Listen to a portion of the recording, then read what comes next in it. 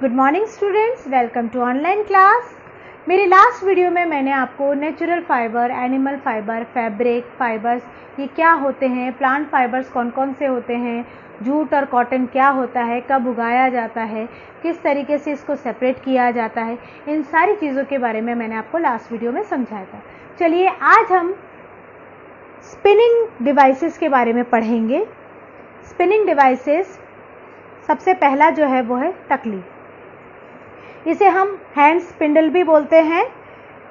एक simple device होता है जो स्पिन करने में हेल्प करता है। A cotton wick is twisted to form a small thread and hooked at the point end of takli. तकली एकदम लंबी सी होती है। उस कॉटन विक को उसके फर्स्ट वाले एज में लगा करके फिर नीचे वाले एज तक इस तरीके से खींच के हाथों से ऐसे घुमा करके धागा बनाया जाता है। इसी वजह से इसको हैंड स्पिंडल भी कहा जाता है। The takli is then suspended vertically and twisted in clockwise और anti-clockwise direction। और बाद में उसको ट्विस्ट किया जाता है, उसमें लगा के फिर उसको धीरे धीरे ट्विस्ट किया जाता है, clockwise anti clockwise, clockwise anti clockwise, ताकि स्पिनिंग की प्रोसेस हो सके। ये तो तकली के बारे में था। नेक्स्ट जो है हमारा चरखा। गांधी जी का चरखा सभी को मालूम है, आपने देखा भी है, कई पिक्चर्स में भी आया है, फोटोज में भी दिखा रखा है कि गांधी जी बैठे हैं और चरखा चला रहे हैं। क्यों चला रहे हैं, आपको कुछ समझ में आया? वो चरखा इसलिए चला रहे हैं ताकि खुद हम कॉटन फाइबर यानी खुद कॉटन के धागे हम बना सके, हमें विदेशियों पे निर्भर ना होना पड़े। It is mechanical devices in which a sharp spindle of steel is rotate very rapidly with a hard band wheel। ये एक ऐसा मैकेनिकल डिवाइस है जिसके जो स्पिंडल्स होते हैं वो शार्प होते हैं और रोटेट होते हैं बहुत अच्छे से, बहुत हार्डली हैंड व्हील से। हाथ का जो व्हील होता है उसको इस तरीके से, ये हैंड व्हील है, इसको हम चलाएंगे और वो बहुत तेजी से घूमेगा और उससे क्या होता है कि धागा ऐसे बनता चला जाता है। Industrial spinning. Spinning of cotton yarn on a large scale is done with the help of spinning machine. But ये तो अगर आप कहें कि मैम कि इंडस्ट्रीज में भी नहीं, इंडस्ट्रीज में पॉसिबल नहीं है कि हैंड स्पिंडल या फिर चरखे से काम हो, क्योंकि वहाँ पे ह्यूज ऑफ कॉटन बॉल्स आते हैं, बहुत बड़े अमाउंट में आता है जिससे कि यार्न बनाया जाता है, धागा बनाया जाता है। दैट इज वाई जो इंडस्ट्रियल बेस्ड जो यूज होता है स्पिनिंग, वो होते हैं spinning machine. In industrial mills, raw cotton is cleaned and then combed and strengthened by machine। Industrial जो mills होती है वो क्या करती है, जो raw cotton होता है यानी जो कच्चा कॉटन होता है, जो पेड़ों में से तोड़ के लाया हुआ होता है, उसको वहाँ भेजा जाता है, वहीं पे साफ होता है, कॉम्बेड किया जाता है यानी उसको सीड से सेपरेट किया जाता है और वहीं पे उसकी स्ट्रेटनिंग की जाती है और देन फिर वहाँ स्पिनिंग के थ्रू, स्पिनिंग मशीन्स के थ्रू उसके थ्रेड्स बनाए जाते हैं। अब हम नेक्स्ट पढ़ेंगे यार्न टू फैब्रिक। मैंने आपको अभी सारे स्पिनिंग डिवाइसेस के बारे में समझा दिया, अब हम समझेंगे यार्न टू फैब्रिक के बारे में। There are many ways by which fabrics are made from yarn. The two main processes are weaving and knitting. ऐसे तो यार्न से फैब्रिक बनाने के लिए बहुत सारे प्रोसेस हैं, लेकिन जो दो मेन प्रोसेस है वो होता है वीविंग और निटिंग। वीविंग क्या होता है, चलिए समझते हैं। The process of arranging two sets of yarn together to make a fabric is called weaving। दो सेट्स हैं, दो सेट्स को आपस में इस तरीके से, इसे weaving कहा जाता है। Weaving of fabric is done on looms। Fabric की weaving जो होती है वो looms में की जाती है। Loom is hand operated, it is called hand loom। और अगर ये मशीन ऑपरेटेड है, पावर ऑपरेटेड है, तो इसे पावर लूम या फिर मशीन लूम भी कहा जाता है। वीविंग के दो लूम्स होते हैं, एक होता है हैंड लूम, दूसरा होता है पावर लूम। मशीन से करने वाले वीविंग प्रोसेस को हम पावर लूम कहते हैं और हैंड से वीविंग करने वाली प्रोसेस को हम हैंड लूम कहते हैं। नेक्स्ट है knitting. In knitting a single thread is woven with the help of two knitting needles to form a desired shape of the fabric. आपने देखा होगा आपकी मम्मी लोग या आपकी दादी नानी लोग स्वेटर बुनती है, ऐसे दो सिलाई मशीन के नीडल्स की तरह होते हैं, लंबी सी, वो ऐसे ऐसे करके बुनती रहती हैं और एक ही यार्न होता है, फिर उस यार्न को ऐसे ऐसे करके बुन के आपका पूरा स्वेटर तैयार कर देती हैं, उसे निटिंग कहा जाता है। गारमेंट, जैसे इससे क्या क्या गारमेंट बनते हैं, जैसे कि स्वेटर्स है, कैप्स है, मफलर्स है, ये सारे के सारे वूल से बनने वाले यार्न होते हैं जो कि निटिंग प्रोसेस से बनते हैं। चलिए, इस चैप्टर में हमने यार्न से फैब्रिक कैसे बनते हैं, स्पिनिंग डिवाइसेस कौन कौन से होते हैं, नेचुरल और सिंथेटिक फाइबर्स के बारे में, फैब्रिक्स के बारे में समझा। अब हम थोड़ा सा हिस्ट्री की तरफ चलते हैं, history of clothing material. Can you imagine what materials people use in ancient time for cloth?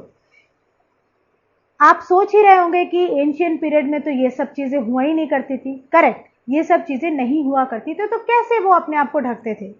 In primitive time humans covered themselves with the barks, big leaves of trees और animal skin and furs। बहुत जो starting period था, hunting as जिसको हम कहते हैं, stone age जिसे कहा जाता है, उस दौरान स्टोन के इक्विपमेंट्स बनते थे, हंटिंग हुआ करती थी और उसको खाया जाता था। तब तक मतलब खेतीबाड़ी का कोई डेवलपमेंट या इन्वेंशन ऐसा कुछ नहीं हुआ था। तो उस दौरान जो अर्ली मैन्स थे वो क्या करते थे, वो पेड़ों की छाल, बड़ी बड़ी पत्तियां या फिर एनिमल्स जो स्किन होती है या फिर जो फर होते हैं, उनसे अपने आप को ढकते थे। Later on human begin to settle in agricultural communities. लेकिन जब उसके बाद जब धीरे धीरे वो खेतीबाड़ी वाली कम्युनिटीज में सेटल होने लगे, they learn to weave twigs and grass into mats and baskets. जो बड़ी बड़ी घास होती है उनको वीव करना सीख गए, बास्केट्स में, मैट्स में बनाना शुरू कर दिया। They also discovered the technique of making long strand by twisting animal hair. Animal hair को, बड़े बड़े जो एनिमल हेयर्स हैं उनको ट्विस्ट करके भी बनाना शुरू किया, उन्होंने सीख लिया। These were woven into fabrics, और यही जो बाल थे, इन बालों से फैब्रिक्स तैयार किया जाता था। Early Indians wore cotton fabrics made out of cotton that grew in the region near Ganga। Early जो इंडियंस थे, जो हमारे पहले इंडियंस जो हुआ करते थे, वो सिर्फ कॉटन क्लोथ्स पहनते थे जिनका जो कल्टीवेशन होता था वो गंगा के आसपास, जिसको हम गैंगेटिक प्लेन बोलते हैं। आपने हिस्ट्री में पढ़ा होगा गैंगेटिक प्लेन के बारे में। तो गैंगेटिक प्लेन के आसपास जितने भी कॉटन कल्टीवेशन होता है, वहां से जो कॉटन आता था उससे बुना हुआ कपड़ा पहनते थे। In Egypt flax was used for making fabrics. Flax is another kind of plant fiber. Egypt में अर्लियर जो था, उस दौरान इजिप्ट में फ्लैक्स से कपड़ों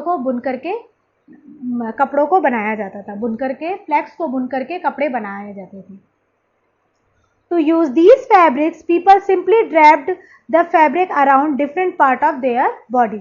अब इस फैब्रिक से लंबे लंबे ड्रेस मटेरियल यानी क्लोथ मटेरियल बना लेते थे, वो अपने बॉडी को कवर अप कर लेते थे, बस पहनना नहीं आता था। जैसे आप लोग अभी गर्ल्स जैसे स्कर्ट, टॉप या जीन्स वगैरह पहनते हैं, बॉयज जैसे शर्ट पैंट पहनते थे, उस दौरान इस तरह का कोई टेक्निक नहीं था कि उनको इस तरीके से पूरा एक अच्छी सी ड्रेस के रूप में तैयार किया जाता है। तो इसी वजह से वो क्या करते थे, सिंपली वो अपने आसपास क्लॉथ को लपेट लेते थे।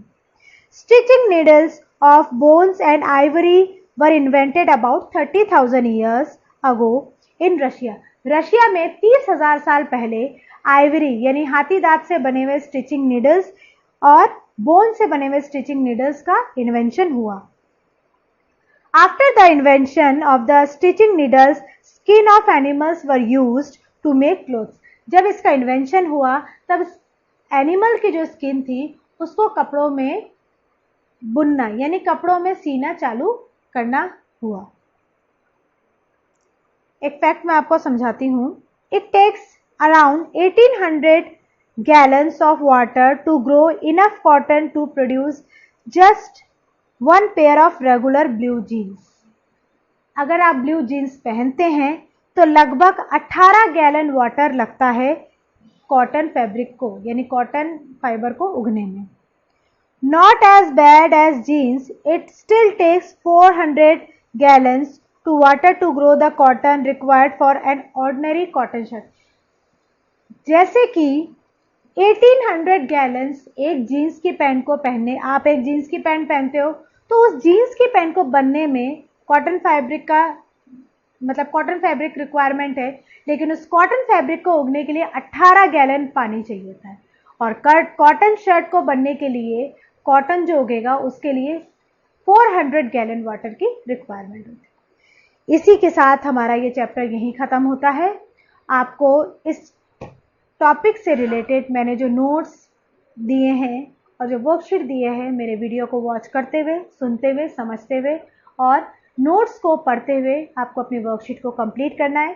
साथ ही साथ आपको बहुत साफ सुथरी हैंडराइटिंग में लिखना है, कहीं कोई गलती ना करें। आपके पास जो कॉपी अवेलेबल हो उस कॉपी में आपको काम करना है और शाम को यानी इवनिंग में 5 to 7 PM आप अपना वर्क को भेजेंगे, मैं उसे चेक करूँगी। Okay, thank you.